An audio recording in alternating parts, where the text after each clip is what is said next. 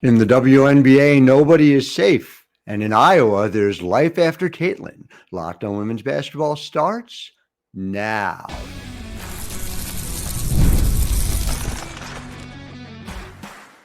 You are Locked On Women's Basketball, your daily podcast on women's basketball. Part of the Locked On Podcast Network, your team every day. Hi, everybody, and happy Wednesday to you. I am Howard Megdal, and welcome to Locked On Women's Basketball. Thank you for making us your first listen every day. Of course, it is not just me. It is the incredible team over at The Next, thenexthoops.com, where for $9 a month or $72 a year, you can get over 100 reported pieces and 6+ podcasts, plus watch for more, coming to you direct to your inbox. Thenexthoops.com. We have Jan Jensen joining us, the Iowa head coach who had a wonderfully successful first year, 23 wins. Reports of the demise of the program greatly overstated. In fact, we will get into why Iowa is a blue blood now. But first, I want to take you down to D.C., where our Jen Hatfield will explain to you why no one is safe in the WNBA. Hello, Locked On Women's Basketball. This is Jen Hatfield, your Washington Mystics beat reporter at The Next. I'm coming to you live from Care First Arena, where the Washington Mystics just upset the Minnesota Lynx 68-64, dealing the Lynx only their second loss this season. The Mystics forced 19 turnovers from the Lynx and converted those into 26 points, both of which are worse than the Lynx's averages this season. It was an electric win, as forward Aaliyah Edwards put it, and the Mystics were led by center Shakira Austin, who had 19 points, 8 rebounds, and 3 assists, and tied the game at 64 on a putback. Austin said post-game that she feels like she's able to show her full game now that she's getting more touches in the Mystics offense because there's less pressure for her to go score every time she touches the ball, and she can facilitate more within the flow of the offense. After the win, Mystics fans jumped around on the concourse and chanted, "Let's go Mystics." Jen Hatfield, of course, had a terrific piece about Shakira Austin. You can read over at thenexthoops.com, always ahead of the curve, Jen Hatfield. But the larger point here, of course, is that no team is safe. The Minnesota Lynx were playing without Nafisa Collier and playing against a Mystics team that is, let's be frank, in a rebuild. You are looking at a team that ultimately was able to hold its own at home against the Minnesota Lynx, who are one of the clear elite teams here in the WNBA. We saw Phoenix come into New York and beat the Liberty, who, again, were without Jonquel Jones, but that was enough to make it an even playing field. And so a WNBA where anyone can beat anyone on a given day, but still has some elite teams, kind of the perfect balance for the way Kathy Engelbert would want things to happen. Just as a brief disclaimer, of course, Monumental Sports and Entertainment has made an investment in The Next and the Nine. They have absolutely nothing to do with our editorial independence. If the Mystics had won before that happened, we'd have wanted to talk about it as well. So obviously a lot more to come. I'm so delighted to be able to talk to Jan Jensen about all things Iowa basketball. And again, you want to hear about the fact that Lisa Bluder and Jan Jensen have been friends for decades. Jan Jensen played for Lisa Bluder. So how do you handle that succession? We were able to get into some of the specifics about it. Can't wait to share this conversation with you. So a lot more to come here on Locked On Women's Basketball. I'm Howard Megdal. Really glad you're with us. Stay with us. But first, Locked On Women's Basketball is brought to you by OpenPhone. And, you know, I am running a business. If you're running a business too, you're going to know that every missed call is money left on the table. Think about the last time you had an urgent need, like a plumber or a service provider. Person doesn't answer. What do?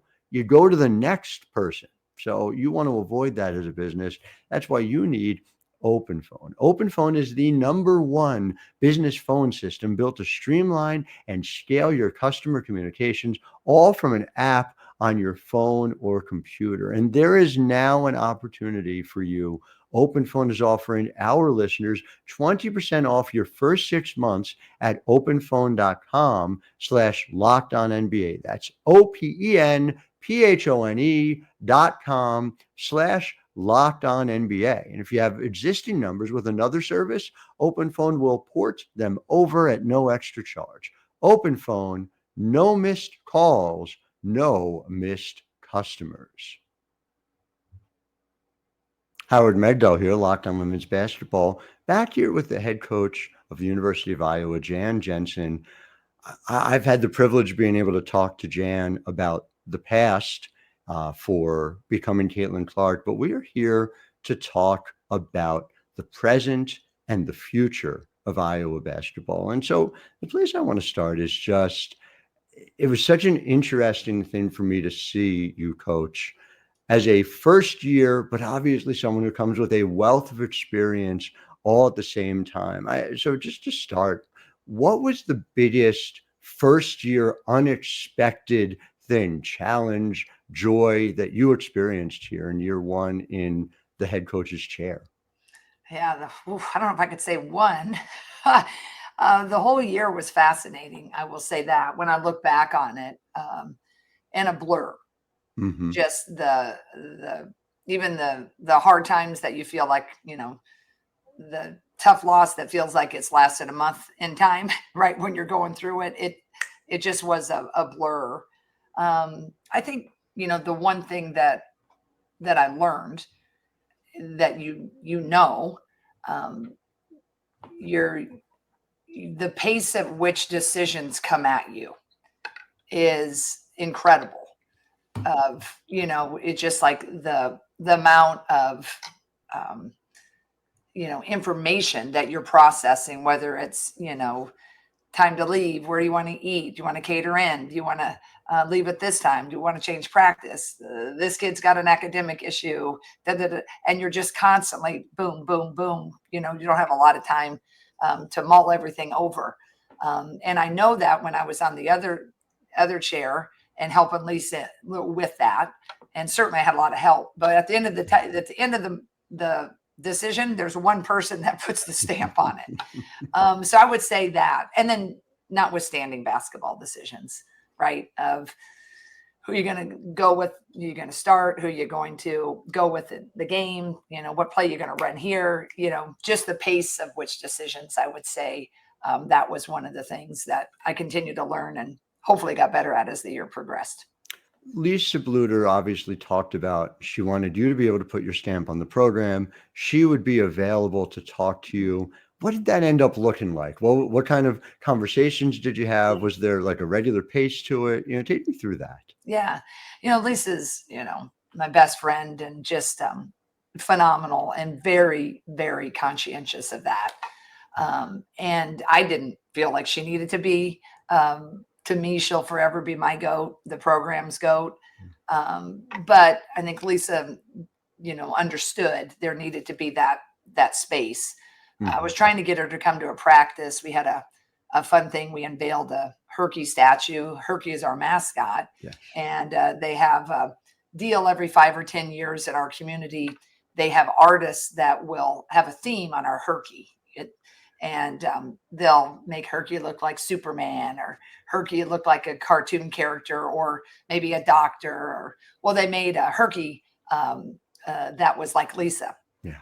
And so she did not know that was going to happen. But man, I could not get her into practice. Every excuse, because she didn't think she should be at practice. I can't be at practice.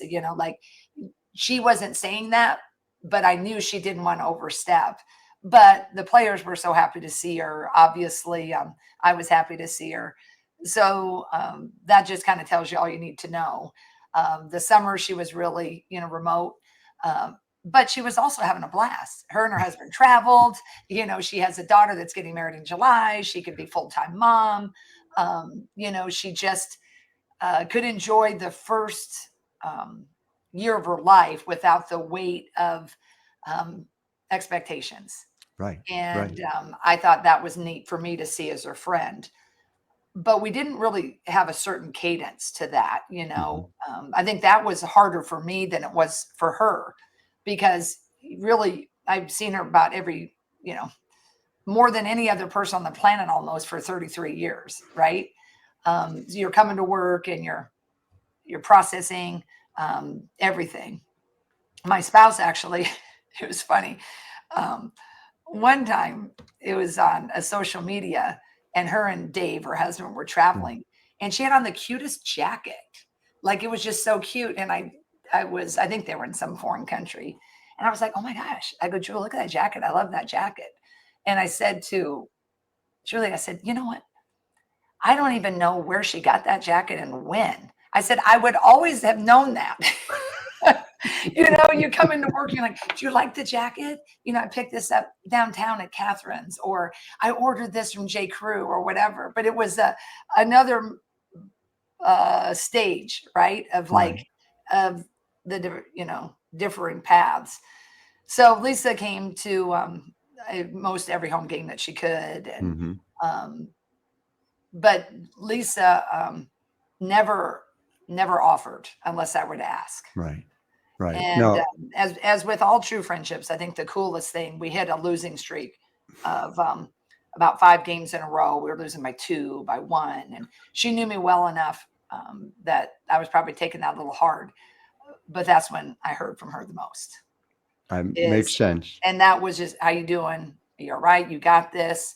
You know, but never anything offered, never anything about go zone or you do this. It was all as a friend. And then if I asked, then she might say, you know, yeah, looks like we're a little flat on this coverage, you know, or have you thought about this? But never, ever did she overstep. It was always the perfect, but the cool thing, which is why I love playing for her and why I think she's always been successful and why we became best friends. It was always about the person. Yeah. And that's when I would hear when you're down. And one time she just said, I'm bringing coffee. There was no choice. It's like, bringing coffee. I know it's your off day. Be there at 9. What a friend. She knows people. And Jenny Fitzgerald came with her that day too, by the way. I mean, and it's not a shock, right? That's how you build a legacy over a quarter century at Iowa alone, you know, let alone everything she's done. But you're right. For her to be honored with the Herky makes a lot of sense. It was so fun. Listen, I was greeted by a Gene Wilder Herky whenever I went to the Iowa Library while I was doing research for the book. So right, exactly. Yeah. And then when we beat USC, she was there, and Jenny.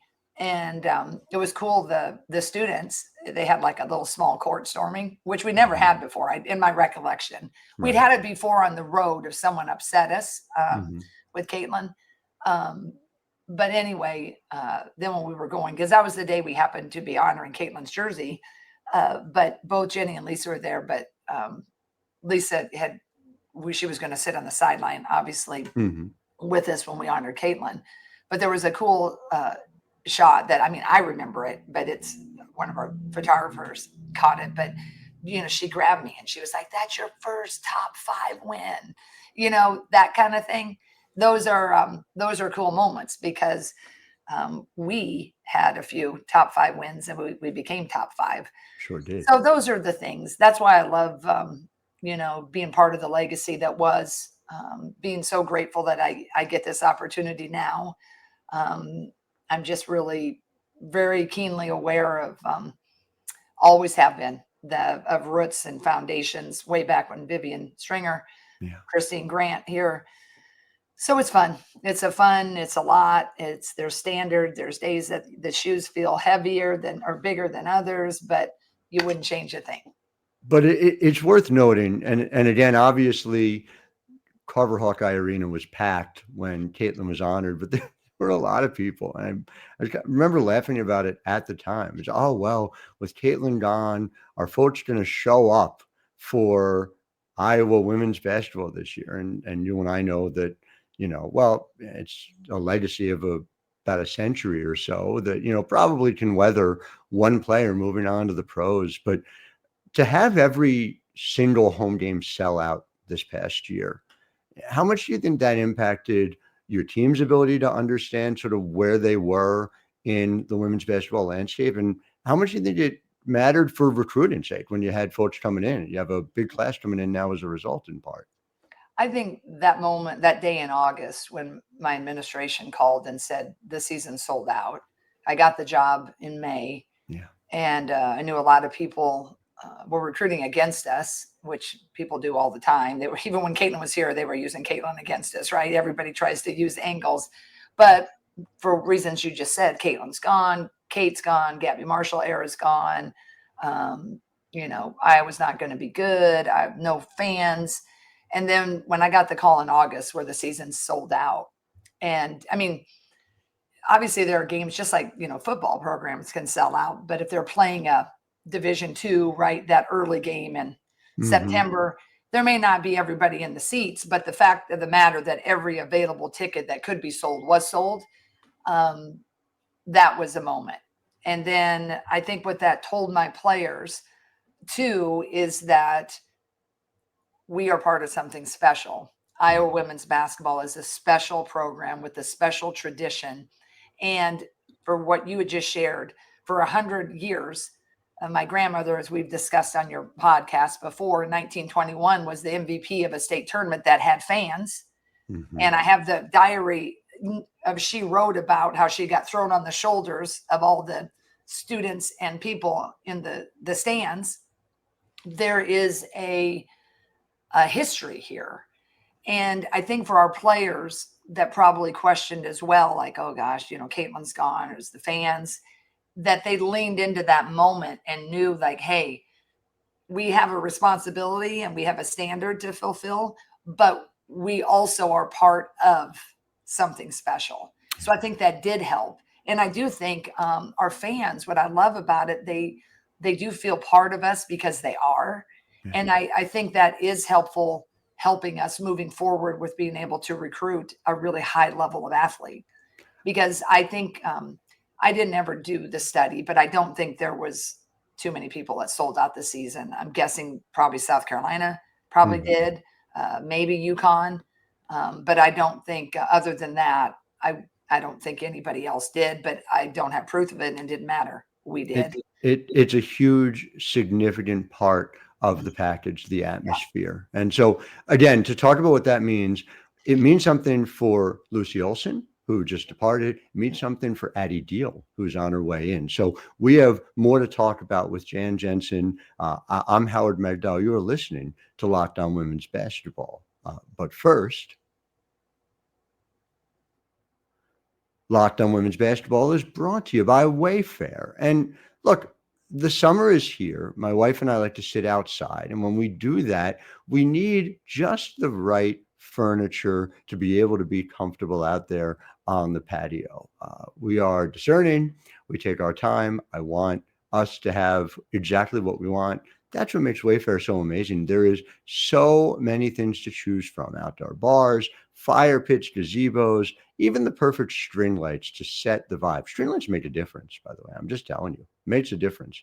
Sit out there in the evening. I absolutely love it. It feels like a resort, but I am a journalist, so I can promise you it is not a resort out there. So don't wait. Make your outdoor space your dream oasis today with Wayfair and enjoy it all summer long. Head to wayfair.com right now to shop a huge outdoor selection. That's WAYFAIR.com. Wayfair, every style, every home. Back here in segment 3 with Jan Jensen, head coach at Iowa. And to sort of lead this discussion, I thought it was really interesting.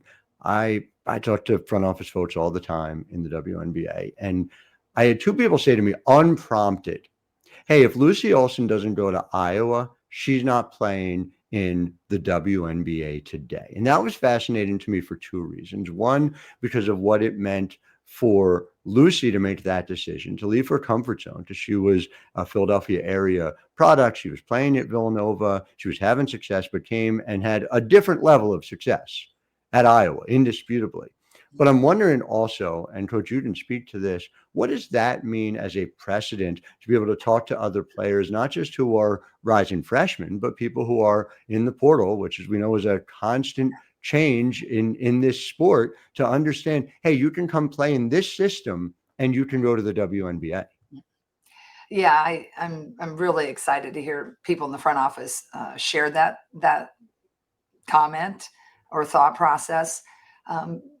But I think this goes back actually, Howard. We had a player, 15 years ago, easy.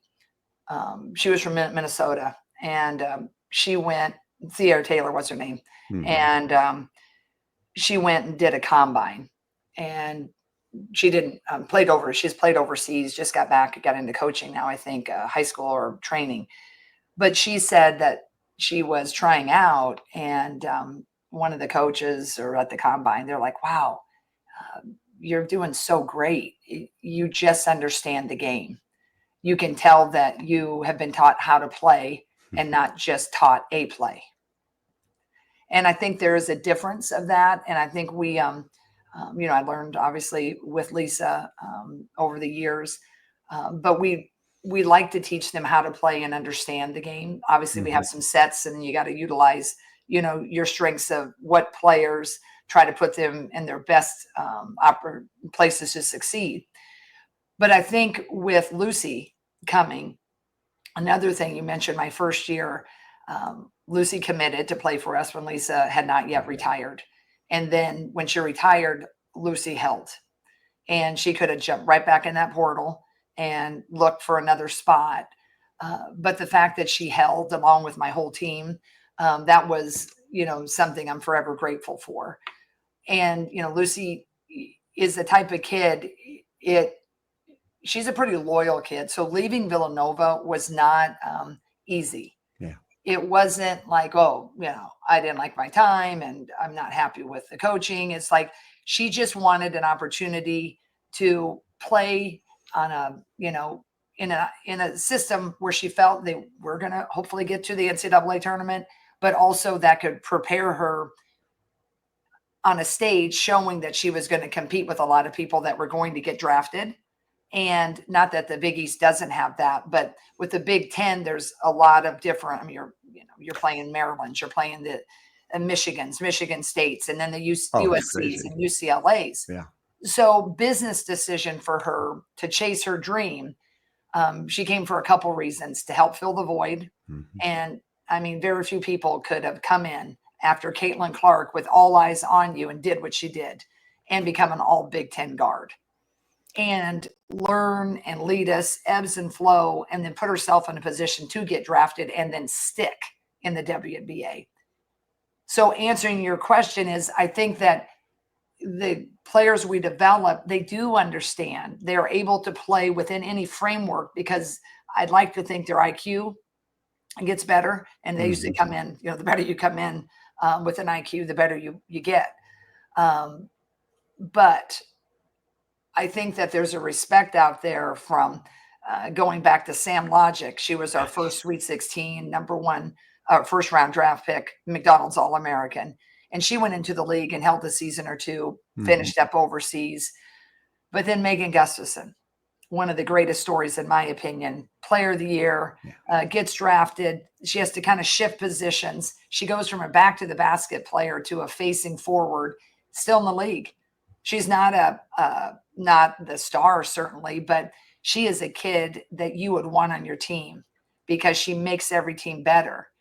And I think that that's the rep too that Iowa Hawkeyes are having in the league. Kate Martin. Kate Martin's another great example. I mean, so you get a Lucy Olsen. She's going to understand. She's going to be a good culture kid. They're going to do what you want them to do.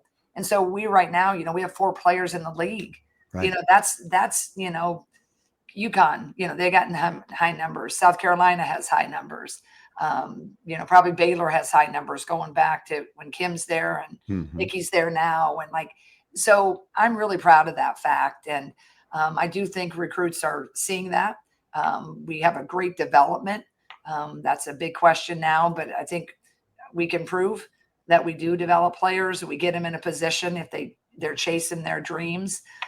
So I'm really thankful. The moment that Lucy got to chase her WNBA dream, that was also one of my dreams that also came true, because I really felt responsibility to help get her there. And I'm really thankful. And the flip side of it, and I think we talked about this the last time you were on the show, but now we're able to see the proof again. You have Journey Houston coming in, from Davenport. You also have Layla Hayes coming in from Alaska, and Addie Deal coming in from California. It is in the vision of what could be a truly national program, in all of the ways in which you and Lisa had talked about it being for a long time. Does this, obviously, players have to come in, you have to see what they're able to do. I remember us talking about Caitlin for the book, where you even said, look, we knew how special she was. You have to see her perform against the Big Ten. You have to, and the Big Ten now, of course, with 78 teams across the country, it's just absurd. The challenge coming in. But does this feel like sort of proof positive for that vision coming to life? I really think it does. It's we've had a steady climb, and I think that when your culture, the blueprint has never changed. It hasn't. Who we were at Drake and who we have been in Iowa is the type of players that we've been able to recruit have always been great quality humans, first and foremost. And then as you have success, you go a little farther in a tournament, and then you pop and get a Sam Logic, have success, and then you get a Megan Gustafson, and then you get a Caitlin Clark, right? And then the whole world changed with Caitlin, right? The whole world, and women's sports, the focus on it. So we were really blessed to be at the right place at the right time. But we've always been trying to march towards greatness and being able to recruit nationally. But there's a trick to that. I've never wanted just to recruit nationally in names and overlook the Midwest. That's always been such a stronghold for us. So we're still recruiting as well as we can in our hotbed, but we're able to now go out to the coast, and our name certainly got bigger with Megan, and then certainly with Caitlin. So I do think we have showed that. I think that the recruits we're talking to also in the class of 26, they're definitely showing that. Now, whether we will get those, our fan base is all excited, right, about that, which would be great. But I'm also knowing that everybody that we're recruiting in 26 and 27 are great people. Some of them just happen to be top 5 ranked and all over the country. But we also have some great people, not as high ranked, and I've never put hung my hat on all of that. But no matter how we shake down and who we get, great people. But it's really fun. It's really rewarding to be able to fly to Georgia and really be able to seriously talk to a recruit. It's fun to go to California and be able to seriously talk to them. That's all you want. Yeah. Because, it's still hard to get them. You got to get through everybody in the SEC. You got to get through everybody in the all the conferences now. The old Pac-12, there's still half of them are in our Big Ten. So it's not like, oh, yeah, we're going to get them. But the fact is that you don't have to have your uncle's cousin's daughter that knows someone in Iowa City that gives you a connection. You now can go out there and be like, hey, we got WNBA players. We've had a success on the national stage. We've been to a couple of Final Fours. We won some bigs. We put some, good player development, and we sell out the season. It's a nice combination if kids want that culture. Yeah. But they still gotta, it's still the same old hard thing. You got to get the yes. But I am very grateful for that. And it's, been a really, really great challenge. And, recruiting has always been like this, except maybe if you're Gino. But if you talk to Gino, he'll say the same thing. It doesn't matter what level you are. It's always like this. But it's just been a heck of a climb. And I couldn't be more pleased with Addie Deal and Layla Hayes from Alaska and Journey Houston. We got her to stay right here at home. That's Then right. we've got in 2 portals, Georgia Tech, Chit Chat Wright. That's right. And then from Central Florida, originally from the Dominican Republic, Emily Rodriguez. So we're definitely all over the map, and it's been fun so far. The demise that some worried would come has not come. 23 wins in year 1. Very thankful. More ahead. Jan Jensen, thank you for all your insights. Congratulations on all your success. And to our listeners, thank you, of course, for making us your first listen every day. We will be back with you tomorrow. There's an upgrade in the host chair. You'll get Chelsea late on Thursdays. But until then, I am Howard Megdal, wishing all of you a wonderful Wednesday.